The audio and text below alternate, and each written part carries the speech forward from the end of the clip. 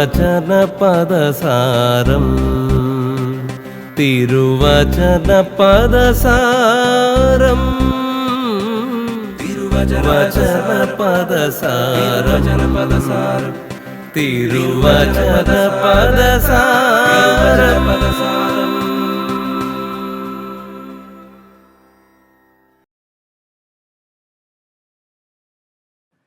ഈശോ മിശിഹായ്ക്ക് സ്തുതിയായിരിക്കട്ടെ. മാന്യ പ്രേക്ഷകർക്ക് തിരുവചന പദസാരത്തിൻ്റെ 166 എപ്പിസോഡിലേക്ക് ഹൃദ്യമായ സ്വാഗതം. പ്രിയ സുഹൃത്തുക്കളെ, ഇന്ന് നമ്മൾ പഠിക്കുന്നത് അർക്കേഗോസ് എന്ന ഒരു ഗ്രീക്ക് പദമാണ്.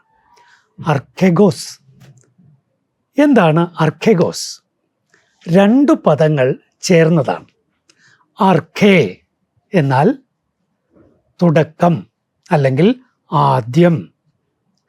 നോക്കൂ, ബൈബിള് തുടങ്ങുന്നത് തന്നെ ഗ്രീക്ക് ഭാഷയിൽ, സപ്തതി തുടങ്ങുന്നത് NRK എന്ന് പറഞ്ഞിട്ടാണ്. NRK, ആദിയിൽ. കണ്ടോ, ആർക്കെ.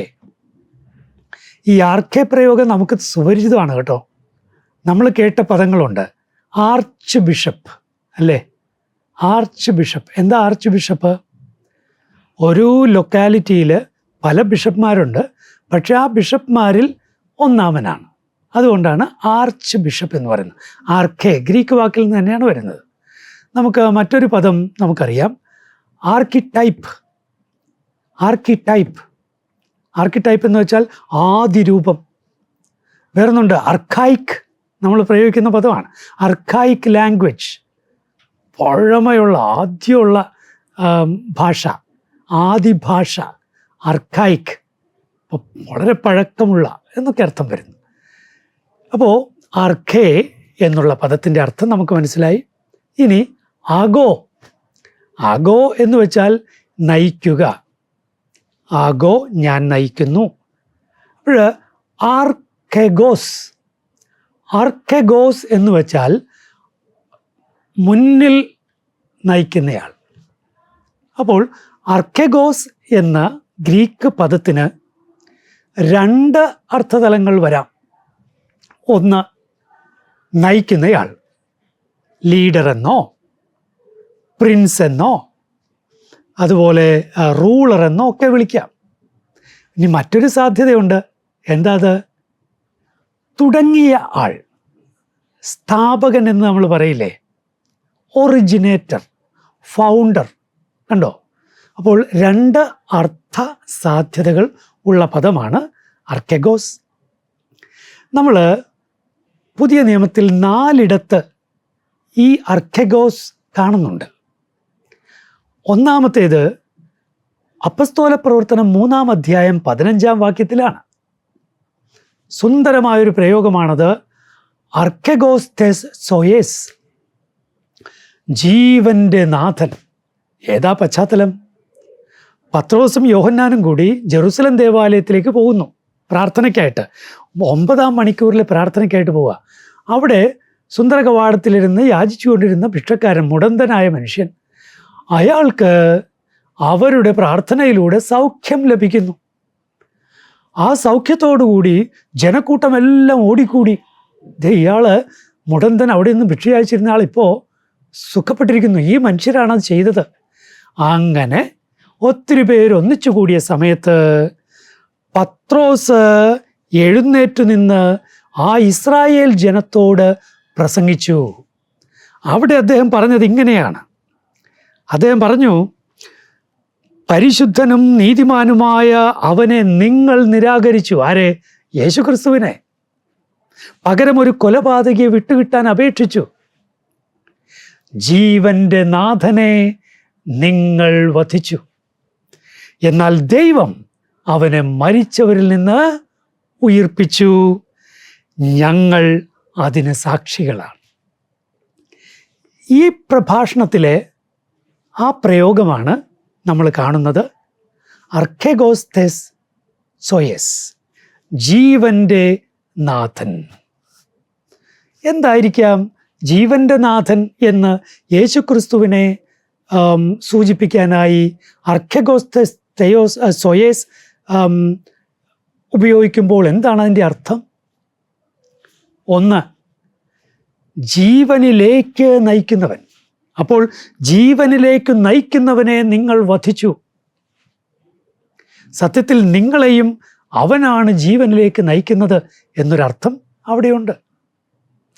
രണ്ട്, ജീവന്റെ തുടക്കക്കാരൻ.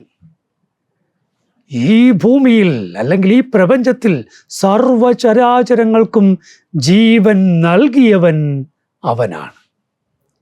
വചനത്തിലൂടെ എല്ലാം സൃഷ്ടിക്കപ്പെട്ടു എന്ന് കൃത്യമായി തിരുവചനം പറയുന്നുണ്ടല്ലോ. ആ വചനം മാംസം ധരിച്ചവനാണ് യേശു ക്രിസ്തു. അതുകൊണ്ട് ജീവന്റെ ആ തുടക്കക്കാരനെ അഥവാ ജീവന്റെ ഉറവിടത്തെ നിങ്ങൾ വധിച്ചു. നിങ്ങൾ വധിച്ചത് വെറും മനുഷ്യനെയല്ല, സകല ജീവനും ആരിൽ നിന്ന് ഉറവെടുത്തുവോ അവനെയാണ്. നിങ്ങൾ ചെയ്തത് വലിയ പാതകമാണ്. ഇതാണ് പത്രോസ് അവരോട് പറയാൻ ശ്രമിക്കുന്നത്. ഇനി മറ്റൊരു വാക്യത്തിൽ അർഖെഗോസ് കാണാം. അതേതാ? അപ്പസ്തോല പ്രവർത്തനത്തിൽ തന്നെ 5-ാം അധ്യായം 31-ാം വാക്യത്തിലുണ്ട്. പശ്ചാത്തലം എന്താ? അവരിലൂടെ, അപ്പസ്തോലന്മാരിലൂടെ ഒത്തിരിയേറെ അത്ഭുതങ്ങൾ സംഭവിക്കുന്നു, വചനപ്രഘോഷണം ശക്തമായി നടക്കുന്നു, ഏറെ പേര് യേശു ക്രിസ്തുവിൽ വിശ്വസിക്കുന്നു, സഭ വലുതാകുന്നു. ആ പശ്ചാത്തലത്തിൽ പ്രധാന പുരോഹിതനും അതുപോലെ തന്നെ സദുക്കായരും ഒന്നിച്ച് അവരെ പിടിച്ച് ജയിലിലടച്ചു. പക്ഷേ ദൈവത്തിൻ്റെ ദൂതൻ വന്ന് അവരെ മോചിപ്പിച്ചു. അപ്പസ്തോലന്മാർ അവരെന്ത് ചെയ്തു? ഒളിച്ചോടാനൊന്നും നിന്നില്ല. നേരെ ദേവാലയത്തിലേക്ക് പോയി അവിടെ ജനങ്ങളെ പ്രബോധിപ്പിച്ചുകൊണ്ടിരുന്നു, യേശു ക്രിസ്തുവിനെ കുറിച്ച് പ്രഘോഷിച്ചുകൊണ്ടിരുന്നു. രാവിലെ നോക്കുമ്പോൾ കാരാഗൃഹം തുറന്നു കിടക്കുന്നു. അപ്പോഴാരോ വന്ന് പറഞ്ഞു, ദേ നിങ്ങൾ അടച്ചവരെ ദേ ദേവാലയത്തിൽ നിന്ന് ഈശോയെ പ്രഘോഷിക്കുന്നു. ഒടുവിൽ പ്രധാന പുരോഹിതനും കൂട്ടരും സൈന്യത്തെ അയച്ച് അവരെ പിടിച്ചു കൊണ്ടുവരികയാണ്. അങ്ങനെ ആ പ്രധാന പുരോഹിതൻ്റെയും ആ ഇസ്രായേൽ നേതാക്കളുടെയും മുൻപിൽ വെച്ച് പത്രോസും കൂട്ടരും അപ്പസ്തോലന്മാരും പറയുന്നത് ഇതാണ്. 5:31 ഇസ്രായേലിന് അനുതാപവും പാപമോചനവും നൽകാൻ ദൈവം അവനെ അർഖേഗോസ് ആയും സോത്തേർ ആയും, അതാണ്, തൻ്റെ വലത്തുഭാഗത്തേക്ക് ഉയർത്തി. അർഖെഗോസ് ആയും സൊത്തേർ ആയും തൻ്റെ വലത്തുഭാഗത്തേക്ക് ഉയർത്തി. അതായത് നിങ്ങൾ വധിച്ച യേശു ക്രിസ്തുവിനെ പിതാവായ ദൈവം നാഥനും രക്ഷകനുമായി തൻ്റെ വലത്തുഭാഗത്തേക്ക് ഉയർത്തി. നാഥൻ അർഖെഗോസ്, സൊത്തേർ രക്ഷകൻ. ഇനി അപ്പോൾ ഇവിടുത്തെ അർത്ഥം എന്താണ്? ഇവിടുത്തെ അർത്ഥം ലീഡർ, അത് തന്നെ ആയിരിക്കണം. രണ്ടർത്ഥങ്ങളുണ്ട് എന്ന് ഞാൻ പറഞ്ഞല്ലോ. അതിലാദ്യത്തെ അർത്ഥം അതേ ഇവിടെ യോജിക്കുകയുള്ളൂ എന്ന് തോന്നുന്നു. ശരി, ഇനിയുള്ളത് ഹെബ്രായരുടെ ഗ്രന്ഥത്തിലാണ്. 2-ാം അധ്യായം 10-ാം വാക്യവും 12-ാം അധ്യായം 2-ാം വാക്യവും. 2:10 നമ്മൾ വായിക്കുന്നു, ആർക്കു വേണ്ടിയും ആര് മൂലവും എല്ലാം നിലനിൽക്കുന്നുവോ, ആര് അനേകം പുത്രന്മാരെ മഹത്വത്തിലേക്ക് നയിക്കുന്നുവോ, ആ രക്ഷയുടെ കർത്താവിനെ തോൺ അർക്കെഗോൺ തേസ് സൊത്തേരിയ. ഉണ്ടോ? അർക്കെഗോസ് തേസ് സൊത്തേരിയാസ്, രക്ഷയുടെ നാഥൻ, രക്ഷയുടെ കർത്താവ്.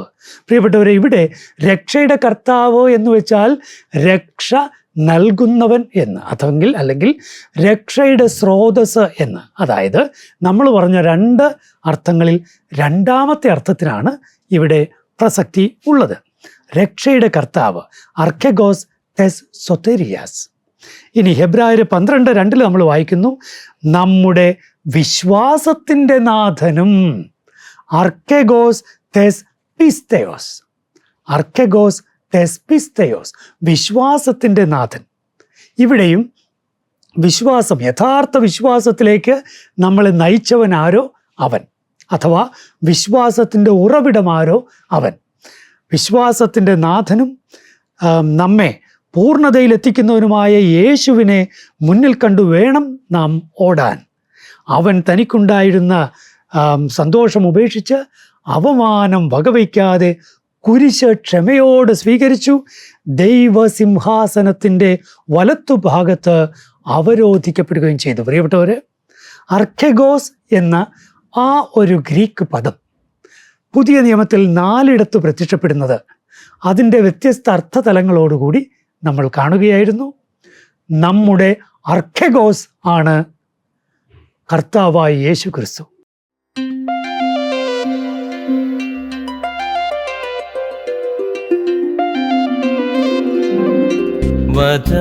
വചനപദസാരം തിരുവചനപദസാരം തിരുവചനപദസാരം തിരുവചനപദസാരം